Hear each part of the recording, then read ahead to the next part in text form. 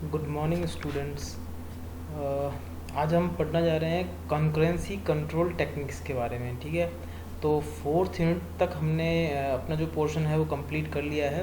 तो जो fifth unit है, fourth third and fourth unit जो है आपकी काफ़ी न्यूमेरिकल रही है। ठीक है, अब जो फिफ्थ यूनिट है ये आपकी थोड़ी थियोरेटिकल है, तो पेशेंटली आपको थोड़ा सा इसको पढ़ना होगा। ठीक है, तो ये क्या है, कॉन्करेंसी कंट्रोल टेक्निक्स के बारे में। तो हमने कॉन्करेंसी के बारे में पढ़ लिया, हमने देखा कि कॉन्करेंसी को कैसे आप अचीव करते हैं। आप कन्फ्लिक्ट सीरियलाइजेबिलिटी के बारे में बात करते हैं, व्यू सीरियलाइजेबिलिटी के बारे में बात करते हैं, रिकवरेबिलिटी हमने देखी है, राइट। कैस्केडिंग वगैरह, कैस्केड लेस शेड्यूल्स के बारे में बात की है, स्ट्रिक्ट के बारे में बात की है। तो वो सब कंकरेंसी का पार्ट था। ठीक है, तो अब हम देखेंगे कि कंकरेंसी कंट्रोल टेक्निक्स क्या है, मतलब कि कुछ ऐसे प्रोटोकॉल्स, कुछ ऐसी टेक्निक्स हैं कि इनके थ्रू जब आप जाएंगे तो आपको कुछ हो सकता है हर कोई स्पेसिफिक टेक्नोलॉजी में कुछ ना कुछ ड्रॉबैक्स मिलें, कुछ ना कुछ आपको एडवांटेजेस मिलें, लेकिन आप जब इनके थ्रू होकर निकलेंगे तो उससे क्या होगा कि आपको जो पर्टिकुलर टेक्निक या प्रोटोकॉल जिस चीज़ की गारंटी देता होगा वो तो आपको मिलेगा ही मिलेगा। ठीक है, तो अब आपकी यूज़र रिक्वायरमेंट जो है उसके हिसाब से आपको ये मैनेज करना होगा कि आपके लिए ज़्यादा ज़रूरी क्या है और उसको मैच करने वाला प्रोटोकॉल कौन सा है। ठीक है, तो आज हम पढ़ते हैं टेक्निक्स के बारे में। तो हमने देखो यहाँ से स्टार्ट किया है, we know whether a schedule satisfy consistency of database और नॉट। तो ये तो हमको पता है कि शेड्यूल जो है वो कंसिस्टेंट है कि नहीं है, ये हम चेक कर चुके हैं। उसके लिए हम CSVS मतलब कन्फ्लिक्ट सीरियलाइजेबिलिटी, व्यू सीरियलाइजेबिलिटी और ये सब चीज़ देख चुके हैं। ठीक है, अब देखिए हमको पढ़ना क्या है। अब हमको पढ़ना है कि now will study protocols which generates schedules who satisfy these properties, specially conflict serialisability. ठीक है, अब हम ऐसे प्रोटोकॉल्स के बारे में पढ़ेंगे जो शेड्यूल्स को जनरेट करते हैं, जो कन्फ्लिक्ट सीरियलाइजेबल हों, व्यू सीरियलाइजेबल हों, ठीक है, जो रिकवरेबल हों, कैस्केडलेस हो, डेडलॉक ना हो। तो अलग अलग तरह की चीज़ें उनमें आती हैं। स्पेशली हम क्या करते हैं कि हमारी मिनिमम रिक्वायरमेंट हमने लास्ट वीडियो में क्या पढ़ी थी कि कन्फ्लिक्ट सीरियलाइजेबल हो और रिकवरेबल हो, इतना तो हमको कम से कम चाहिए ही चाहिए। ठीक है, तो वो हम कोशिश करते हैं, कुछ में नहीं मिलता है, कुछ जो पहले की टेक्निक्स हैं कुछ में मिलता भी है। ठीक है, अब देखिए उसके बाद में क्या है, for conflict serializability we must avoid conflicting instructions. तो हमने जब कन्फ्लिक्ट सीरियलाइजेबिलिटी पढ़ा था तो हमने देखा था कि उसमें जो कन्फ्लिक्टिंग आपके इंस्ट्रक्शंस आ रहे थे वो हमको अवॉइड करने होते थे, और उनकी वजह से साइकिल बन जाती थी और वो साइकिल जो है वो प्रॉब्लम क्रिएट करती थी। तो हम बोलते थे कि कन्फ्लिक्ट सीरियलाइजेबल नहीं है। जैसे कोई ट्रांजेक्शन है TX, ये ट्रांजेक्शन है TY, इस TX के पास में कोई इंस्ट्रक्शन है II, TY के पास में IJ है। अब ये दोनों अगर सेम डेटा पे वर्क करना चाहते हैं, तो मान ले डेटा सेट है आपका A और दोनों ही इस पे राइट ऑपरेशन करना चाह रहे हैं, या एक रीड और एक राइट करना चाह रहे हैं। ये हम सारे केसेस कवर कर चुके हैं जब हमने कन्फ्लिक्ट सीरियलाइजेबिलिटी पढ़ी थी कि कन्फ्लिक्टिंग इंस्ट्रक्शंस कौन से होते हैं। उसके लिए हमने तो कुछ 3 केसेस डिस्कस किए थे कि सेम डेटा सेट होना चाहिए, ट्रांजेक्शन अलग अलग होने चाहिए, one of them at least must be write, although both can be write at same time. तो वो जब भी कंडीशन आती थी तो वो कन्फ्लिक्टिंग सिचुएशंस में आ जाता था। ठीक है, और जो कन्फ्लिक्टिंग इंस्ट्रक्शंस होते हैं ये हमको अवॉइड करने होते थे कन्फ्लिक्ट सीरियलाइजेबिलिटी में, तो हम देख चुके थे वहाँ। ठीक है, अब देखिए प्रॉब्लम एक्चुअली क्या है। प्रॉब्लम यहाँ हमने जब देखा था तो कन्फ्लिक्टिंग इंस्ट्रक्शंस हमने प्रॉब्लम देखी थी, लेकिन एक्चुअली आप देखोगे इसको और जब हम आगे अब डेप्थ में बात करेंगे तो उसमें क्या है कि ठीक है कन्फ्लिक्ट सीरियलाइजेबल या कन्फ्लिक्ट जो इंस्ट्रक्शंस हैं वो प्रॉब्लम है, लेकिन प्रॉब्लम ये भी इसलिए अराइज हो रही है क्योंकि ये सेम टाइम पर कर रहे हैं। अगर ये सेम डेटा A पे कर रहे हैं तो कोई दिक्कत नहीं है, अगर इनका टाइमिंग भी अलग अलग होता तो शायद हम मैनेज कर सकते थे। ठीक है, तो इसलिए हमने लिखा है the problem is not conflicting instructions but problem is we are accessing them at same time. अगर आप एक्सेस करोगे दोनों चीज़ों को सेम टाइम पे तो प्रॉब्लम आ रही है। ठीक है, so we try to manage conflict serializability. तो हम कोशिश करेंगे कम से कम CS तो हमारा मैनेज हो।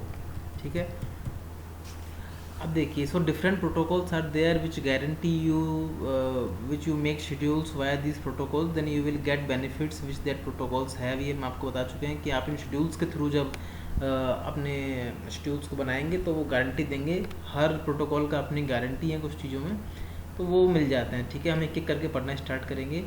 तो these protocols guarantee for concurrency more और लेस। ठीक है, तो हमने लिखा है कि ये जो प्रोटोकॉल्स हैं ये कॉन्करेंसी अलाउ करते हैं, और कॉन्करेंसी के लिए ही हम ये सब कहानी पढ़ रहे हैं, लेकिन कुछ इनमें से कम करेंगे, कुछ ज़्यादा करेंगे, बस इतना फ़र्क है। ठीक है, वो जो ज़्यादा करेंगे वो कॉस्ट भी ज़्यादा लगेगी उनमें, in terms of time, in terms of resources. ठीक है, तो वो आपको डिपेंड कर देखना है एज अ डेटाबेस एडमिनिस्ट्रेटर, आपको क्या अलाउ करना है क्या नहीं करना है। अब जैसे टाइप ऑफ प्रोटोकॉल्स में जो मोटे मोटे हैं वो हम देख लेते हैं। जैसे टाइम स्टैम्पिंग प्रोटोकॉल है, लॉक बेस्ड प्रोटोकॉल है, वैलिडेशन बेस्ड प्रोटोकॉल्स हैं। ठीक है, तो ये सब थ्योरेटिकली है, ऑल्दो फिर भी हम एक बार अच्छे से इसको देख लेते हैं क्योंकि पूरी एक यूनिट है। ठीक है, अब जो हम ये प्रोटोकॉल्स पढ़ेंगे, time stamping, lock based protocol और वैलिडेशन बेस्ड प्रोटोकॉल्स, तो इसका ओवरव्यू कुछ ऐसा है कि टाइम स्टैम्पिंग में क्या करेंगे हम, आप ये कह लीजिए कि एक कुछ टाइम स्लॉट्स जो होते हैं या फिर जो टाइम होता है स्पेसिफिक वो पकड़ा देते हैं कुछ ट्रांजैक्शंस को, और सबके पास में अपना अपना होता है, तो इससे क्या होता है कि कन्फ्लिक्टिंग सिचुएशंस नहीं आती हैं। ठीक है, लॉक बेस में क्या होता है, हम किसी में भी काम करने से पहले लॉक एक्वायर कर लेते हैं। जब तक हम काम कर रहे हैं सामने वाला उस पर काम नहीं करेगा, तो वो भी एक चीज़ तरीका है काम करने का। तीसरा आता है कि हमने पहले से एजम्पशन बनाई हुई हैं और उनके बेस पर हम चेक करके आगे काम करते जा रहे हैं, तो वो वैलिडेशन बेस्ड प्रोटोकॉल्स होते हैं। ठीक है, ये इनकी बहुत सबसे ऊपर वाले एक आप बोल सकते हैं कि ओवरव्यू है। बाकी हम अभी एक साथ पढ़ना स्टार्ट करेंगे इसको। तो गोल्स देखते हैं सबसे पहले हम क्या है। तो गोल्स हमारा क्या है, एक तो कॉन्करेंसी, ये आपको बता चुके हैं कि कॉन्करेंसी होनी चाहिए, कॉन्करेंसी नहीं होगी तो फिर इनको पढ़ने का कोई मतलब नहीं है। सबके पास अपनी अपनी अलग अलग प्रॉपर्टीज़ होती हैं, इसलिए हमने प्रॉपर्टीज़ के बारे में बात की। अब टाइम होता है, ठीक है, टाइम और लॉजिक, अब कुछ इन टर्म्स ऑफ टाइम ज़्यादा लेंगे, कुछ कम लेंगे, कुछ लॉजिक इम्प्लीमेंट करने में लॉजिक वाइज जो है वो मतलब इजी होना चाहिए, तो वो भी आपके लिए ज़रूरी है। टाइम टेकिंग कम होना चाहिए, वो भी ज़रूरी है। तो ये हमारे गोल्स हैं, हमको अचीव करने हैं इन प्रोटोकॉल्स के थ्रू। ठीक है, अब स्टार्ट करते हैं। जैसे फर्स्ट आपका टाइम स्टैम्प प्रोटोकॉल। ठीक है, अब टाइम स्टैम्पिंग प्रोटोकॉल क्या है इसके बारे में हम पढ़ते हैं। तो इसमें हमने लिखा है कि transactions trying to access data at same time, so we want to decide, और ये आपका क्या लिखा, ordering between them before entering. इसका मतलब क्या है कि आपके पास में कुछ ट्रांजैक्शंस हैं, तो वो जो ट्रांजैक्शंस हैं वो जब सिस्टम में एंटर करेंगे उससे पहले ही हम ये डिसाइड कर लेंगे कि इनका सीक्वेंस क्या होगा। तो इसलिए हमने लिखा है so we want to decide ordering between them before entering in system. ये SYSTEM लिखा हुआ है, सिस्टम। ठीक है, तो हम सिस्टम से आने से पहले ही कुछ ऐसा सिस्टम जुगाड़ बनाएंगे कि हम पहले से ही सब ट्रांजेक्शन्स कोई चीज़ पता हो कि उसको कब एग्जीक्यूट करना है, तो उससे जो क्लैशेज होंगे वो कभी नहीं होंगे। ठीक है, अब देखिए, when a clash occur then this numbering helps to run transaction accordingly.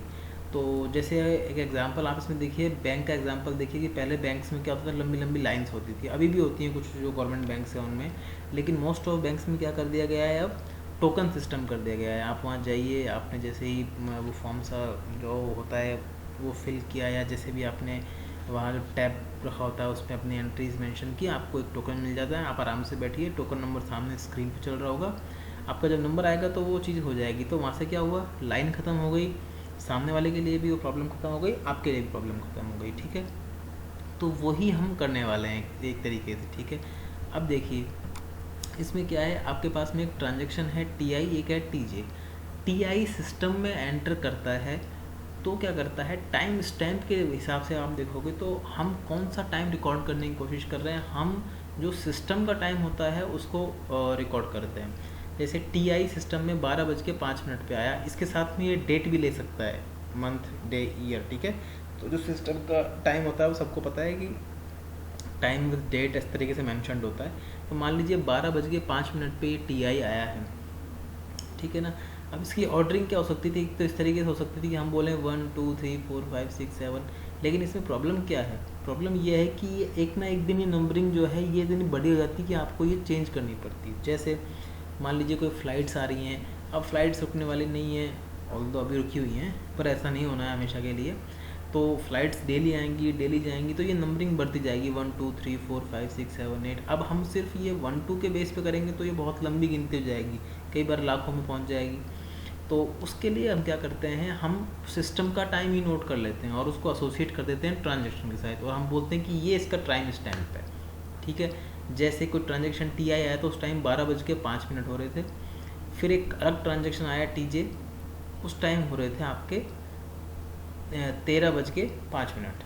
ठीक है, या आप उसको बोल सकते हैं दोपहर के 1:05, जो भी आप बोल सकते हैं। तो अब हमारे पास में क्या है कि दो टाइम है, और हम अब डिसाइड ये कर सकते हैं कि इनको किस तरीके से हमको यूटिलाइज करना है। तो we use value of system clock and use if it as stamp, right. These steps are unique in value, क्योंकि आपको पता है सिस्टम का टाइम फिर दोबारा कभी रिपीट नहीं होगा, क्योंकि अगर रिपीट होगा तो डेट चेंज हो जाएगी। तो ये अपना नेचर में बिल्कुल यूनिक होता है। तो ट्रांजेक्शन के जो टाइम स्टैम्प्स होते हैं ये हमेशा यूनिक होते हैं थ्रू आउट ट्रांजेक्शन, राइट। तो अब इसको किस तरीके से आप मैनेज करते हैं कि आपने शेड्यूलिंग की हुई है कि जो ट्रांजेक्शन पहले आएगा वो पहले रन करेगा। अब पहले में मतलब इसका टाइम स्टैम्प की वैल्यू जो है वो पहले की होगी, ठीक है। इसकी टाइम स्टैम्प की वैल्यू अगर बाद की होगी तो ऑब्वियस बात है बाद में रन होगा। इसी बेस पे चीज़ें चलती हैं, ठीक है।